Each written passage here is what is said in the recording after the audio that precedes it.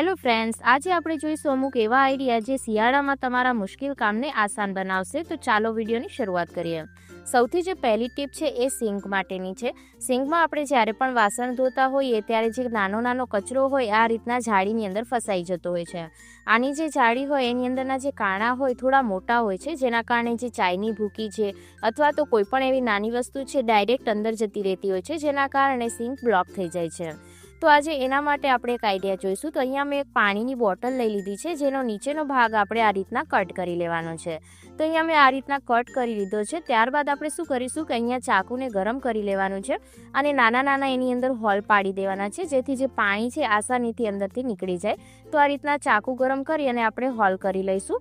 તો અહીંયા તમે જોઈ શકો છો મેં આ રીતના હોલ કરી દીધા છે. ત્યારબાદ શું કરીશું, આને આપણે આ રીતના જાળીની ઉપર મૂકી દેવાની છે, જેથી આપણે વાસણ ધોઈશું તો જેટલો પણ કચરો હશે નાનો બધો આની અંદર ફસાઈ જશે અને ઇઝીલી આપણે એને ડસ્ટબિનની અંદર નાખી શકીશું. આની અંદર તમે આ જે જાળી છે એની જગ્યા પર બી આનો યુઝ કરી શકો છો. તો આ જે જાળી છે એને કાઢી અને ડાયરેક્ટ તમે આને સિંકમાં મૂકી દેશો તો પણ તમારું કામ છે એ ખૂબ જ આસાન થઈ જશે. ત્યારબાદ જોઈએ નેક્સ્ટ આઈડિયા. આપણે કોઈ પણ સબ્જી બનાવતા હોઈએ અથવા કોઈ પણ વસ્તુનો તડકો લગાવતા હોઈએ ત્યારે તેલ ગરમ થાય એટલે આપણે એની અંદર રાઈ ઉમેરતા હોઈએ છીએ, જેના કારણે શું થાય કે રાઈ ખૂબ જ ઉડતી હોય છે, જેથી આપણે ગેસના બર્નર પર કોઈ બીજી વસ્તુ સાઈડમાં મૂકેલી હોય તો એની અંદર પણ જે એના છીટા છે એ ઉડી જતા હોય છે, જે દેખાવમાં ખૂબ જ ખરાબ લાગતા હોય છે. તમે આ રીતના જોઈ શકો છો. ઘણી વખત તો આપણા હાથ ઉપર બી એના છીટા ઉડી જતા હોય છે.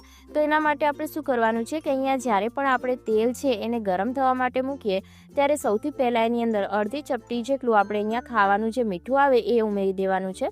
અહીંયા મીઠું ઉમેર્યા બાદ આપણે જે રાઈ છે એ ઉમેરીશું. આવું કરવાથી શું થશે કે રાઈ બિલકુલ પણ ઉડશે નહીં, જેના કારણે તમે બાજુના ગેસ પર કોઈ બીજી વસ્તુ મૂકેલી હશે તો એના પર બી એના છીટા નહીં ઉડે અને તમારા હાથ પર બી છીટા નહીં ઉડે. તો તમે આ હેકને એક વખત જરૂરથી ટ્રાય કરજો, જરૂરથી તમને રિઝલ્ટ મળશે. તો તમે અહીંયા જોઈ શકો છો કે રાઈ બિલકુલ પણ નથી ઉડી રહી. ત્યારબાદ જોઈએ નેક્સ્ટ આઈડિયા. શિયાળો હોય કે ઉનાળો, દરેક સિઝનમાં આપણે દહીંની જરૂરિયાત પડતી હોય છે. ઉનાળામાં તો ઇઝીલી આપણે દહીં છે એ જમાવી લેતા હોઈએ છીએ, પણ શિયાળામાં દહીં જામવામાં ખૂબ જ વધારે ટાઈમ લાગતો હોય છે. તો એના માટે આજે આપણે એક યુઝફુલ ટ્રીક જોઈશું. તો અહીંયા જો મેં નાની તપેલી લઈ લીધી છે, જેની અંદર આપણે ગરમ દૂધ મૂકી દેવાનું છે. દૂધને આપણે ગરમ કરી અને પછી જ આપણે દહીં જમાવતા હોઈએ છીએ, પરંતુ શિયાળામાં શું થાય કે એકદમ ઠંડુ વાતાવરણ હોય, જેના કારણે જે તપેલી છે સરળતાથી ઠંડી થઈ જતી હોય છે, જેના કારણે દૂધ પણ એકદમ ઠંડુ થઈ જાય છે અને દહીં જામવામાં ખૂબ જ વધારે ટાઈમ લાગે છે. તો આપણે શું કરવાનું છે કે સૌથી પહેલાં એની અંદર 1 ચમચી જેટલું જામણ ઉમેરી દઈશું અને ત્યારબાદ આપણે લઈ લઈશું એલ્યુમિનિયમ ફોઇલ પેપર. આ ફોઇલ પેપરને આ રીતના મૂકી દેવાનું છે તપેલીની નીચે અને ત્યારબાદ જે એલ્યુમિનિયમ ફોઇલ પેપર છે એનાથી તપેલીને આપણે કવર કરી દઈશું. એલ્યુમિનિયમ ફોઇલ પેપરથી કવર કરવાથી શું થશે કે જે તપેલી છે જલ્દીથી ઠંડી નહીં થાય અને અંદરનું જે દૂધ હશે એકદમ ગરમ જ રહેશે, જેના કારણે દહીં છે એ જલ્દી જામી જાય છે.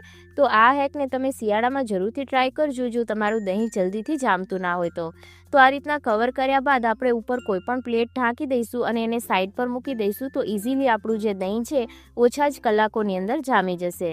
તો શિયાળામાં આ ટ્રીકને જરૂરથી ટ્રાય કરજો.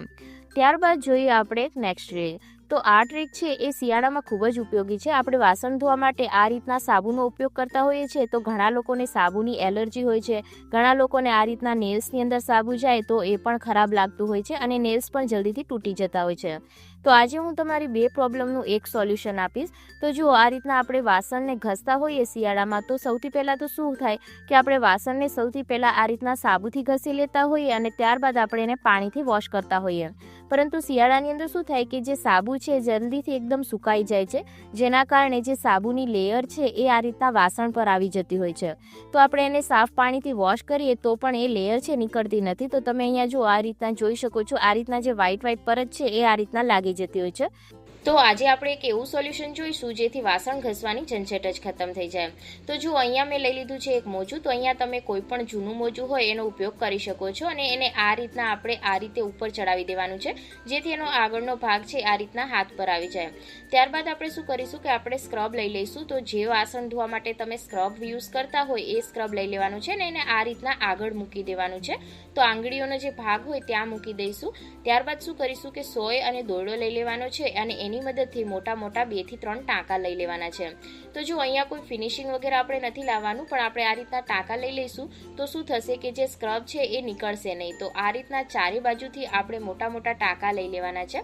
તો જો અત્યારે હું તમને બતાવી રહી છું એ જ રીતના આપણે ચારે બાજુથી એને સીવી લેવાનું છે, આ રીતના ચારે બાજુ।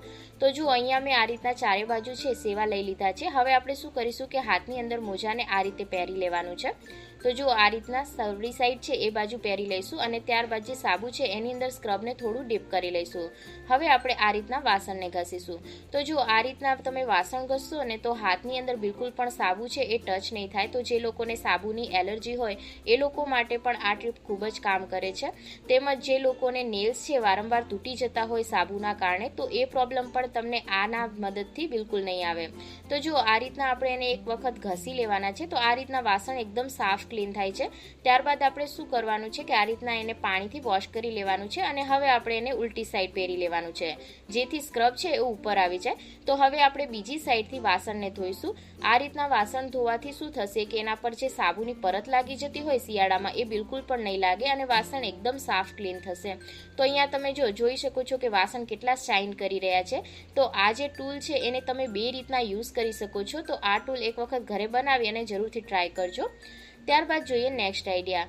પાણીની બોટલ હોય જે આપણે ફ્રીજની અંદર મૂકતા હોઈએ કે પછી બાળકોની પાણીની બોટલ હોય, એની અંદર અમુક ટાઈમ પછી એકદમ ચીકાશ આવી જતી હોય છે અને નીચે ગંદકી જમા થઈ જતી હોય છે। તો આજે આપણે એને સાફ કરવાની ટ્રીક જોઈએ। તો એના માટે અહીંયા મેં 1 ચમચી જેટલા ચોખા લઈ લીધા છે। તો ચોખાને આપણે આ રીતના પાણીની બોટલની અંદર ઉમેરી દેવાના છે।